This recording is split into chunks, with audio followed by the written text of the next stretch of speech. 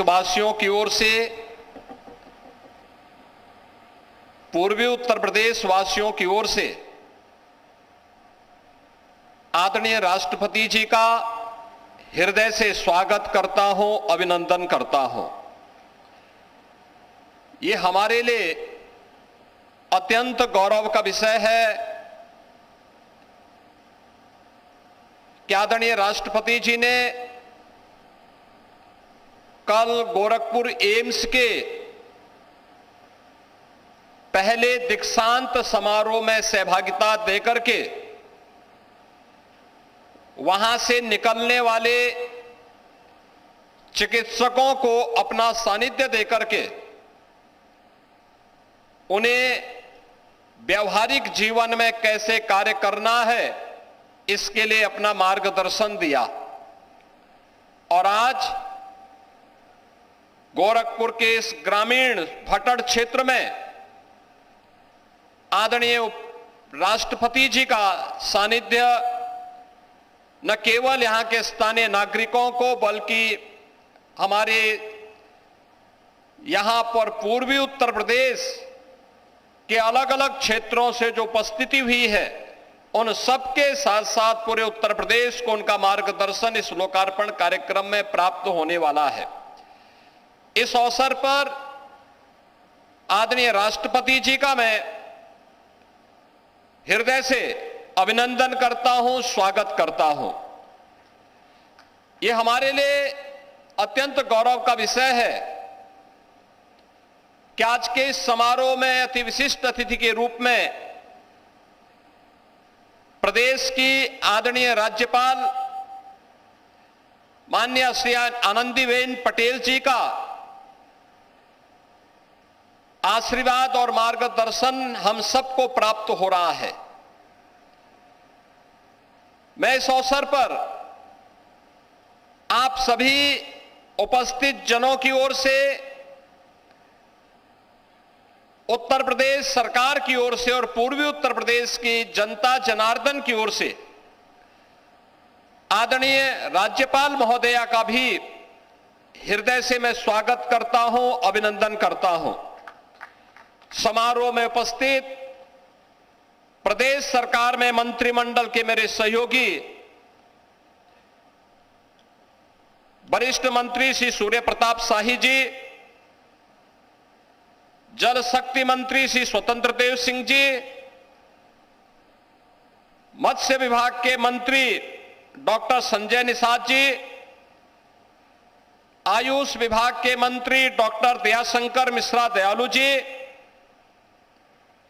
लोकप्रिय सांसद श्री रवि किशन जी,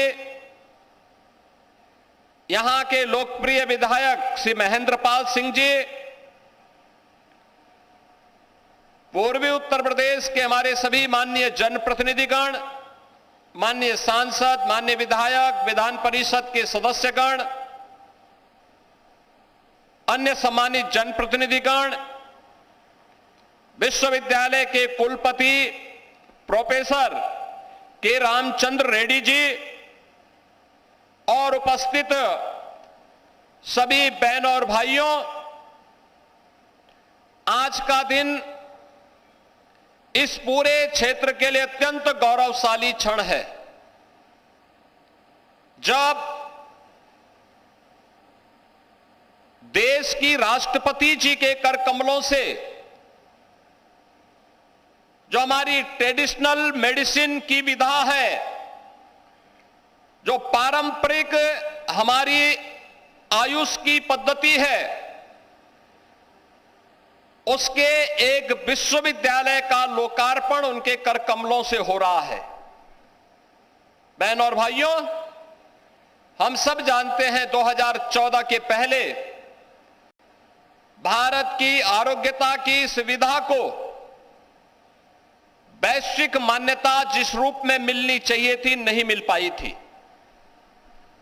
हम आभारी हैं देश के यशस्वी प्रधानमंत्री जी का, जिन्होंने 2014 में आने प्रधानमंत्री बनने के साथ ही देश के अंदर आयुर्वेद, यूनानी,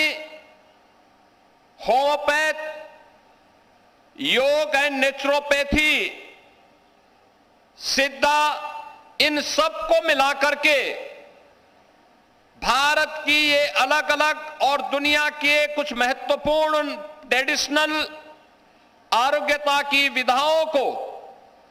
आयुष मंत्रालय के रूप में देश के अंदर एक मंच दिया और आज आयुष मंत्रालय देश के अंदर प्रधानमंत्री जी के मार्गदर्शन और नेतृत्व में देश के नागरिकों के मन में अपनी परंपरागत आरोग्यता की पद्धति का अनुसरण करते हुए संपूर्ण आरोग्यता के लक्ष्य को प्राप्त कर रही है। उत्तर प्रदेश का यह आयुष का पहला विश्वविद्यालय है। जैसा यहां पर आयुष मंत्री कह रहे थे कि आयुर्वेद, होम्योपैथ, यूनानी और अन्य ऐसी तमाम पद्धतियों से जुड़े हुए कॉलेजेस जो बिखरे हुए थे स्थानीय विश्वविद्यालयों से, जिनकी संबद्धता हुआ करती थी, अब इनकी संबद्धता हम लोगों ने इसी विश्वविद्यालय से कर ली है और आज लोकार्पण के साथ ही इस विश्वविद्यालय में इस नए सत्र में प्रवेश की प्रक्रिया को भी अब आगे बढ़ाने का कार्यक्रम प्रदेश सरकार आगे बढ़ाएगी और यहां पर आयुर्वेद से जुड़े हुए, होम्योपैथ से जुड़े हुए, योग एंड नेचुरोपैथी से जुड़े हुए,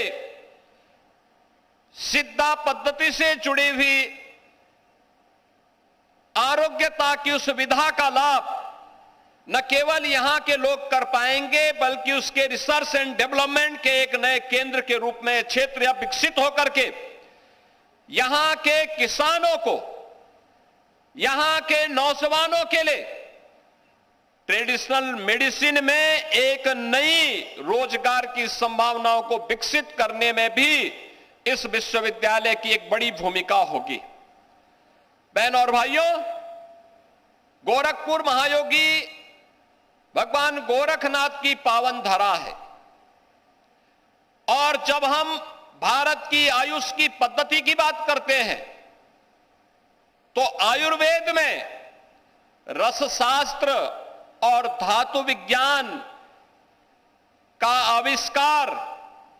नवनाथ 84 सिद्धों की परंपरा से जुड़ता है। ये नवनाथ 84 सिद्धों की वो परंपरा जिसको व्यवस्थित स्वरूप देकर के नेतृत्व प्रदान करने का काम भगवान गोरखनाथ ने भगवान शिव के इस योगी अवतार के रूप में भगवान गोरखनाथ ने दिया था। भगवान गोरखनाथ के नाम पर बने हुए इस आयुष विश्वविद्यालय के माध्यम से भारत की परंपरागत आरोग्यता की विधा का लाभ हमारा नौजवान ले सके। भारत प्रधानमंत्री जी के विजन के अनुरूप हेल्थ टूरिज्म के एक नए डेस्टिनेशन के रूप में दुनिया को अपनी ओर आकर्षित कर सके, इस दृष्टि से यह विश्वविद्यालय एक निर्णायक भूमिका का निर्वहन करेगा। प्रदेश के अंदर अभी हमारे 6 ऐसे कमिश्नरी हैं जहां पर आयुष पद्धति का कोई महाविद्यालय नहीं और सरकार ने तय किया है कि हम उन मंडलों में भी एक एक आयुष पद्धति का कॉलेज स्थापित करेंगे, वहां पे कॉलेजेस स्थापित होंगे। आज की पीढ़ी को इन ट्रेडिशनल मेडिसिन की विधा के साथ जुड़ने का अवसर प्राप्त होगा तो हर जनपद में एक आरोग्यता के लिए हेल्थ एंड वेलनेस सेंटर बनेगा जो 100 बेडेड का मिनिमम होगा। इसके माध्यम से आज जिन आरोग्यता के लक्ष्यों को प्राप्त करने के लिए पंचकर्म हो, 4 सूत्र हो या फिर उन कार्यक्रमों को जो आयुष पद्धति के माध्यम से एक व्यक्ति को स्वस्थ जीवन जीने के लिए प्रेरणा दे सकता है, उसके एक एक केंद्र हर जनपद में, चाहे वह गवर्नमेंट के स्तर पर चाहे वह पीपीपी मोड पर स्थापित करके उत्तर प्रदेश को न केवल यहां के नागरिकों के लिए आरोग्यता के संपूर्ण लक्ष्य को प्राप्त करने की दिशा में कार्य करने की दिशा में सरकार कार्य कर रही है, बल्कि इसके माध्यम से हेल्थ टूरिज्म के एक नए डेस्टिनेशन के रूप में स्थापित करने में भी हम लोग कार्य करेंगे। स्थानीय किसानों को मेडिसिनल प्लांट के माध्यम से रोजगार की अनंत संभावनाओं को आगे बढ़ाने के लिए भी आज के समारोह के कार्यक्रम का अत्यंत महत्वपूर्ण होगा। आज के इस अवसर पर हम सबको सानिध्य प्राप्त हो रहा है आदरणीय राष्ट्रपति जी का, आदरणीय राज्यपाल महोदय का, प्रदेश सरकार के हमारे मंत्रियों का, पूर्वी उत्तर प्रदेश के हमारे माननीय जनप्रतिनिधियों का, माननीय सांसद, माननीय विधायक, अन्य माननीय जनप्रतिनिधियों का। स्वाभाविक रूप से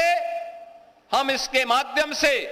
आयुष पद्धति का लाभ आम जन तक पहुंचाने में सफल होंगे। आज के समारोह के अवसर पर एक बार फिर से मैं आदरणीय राष्ट्रपति जी का,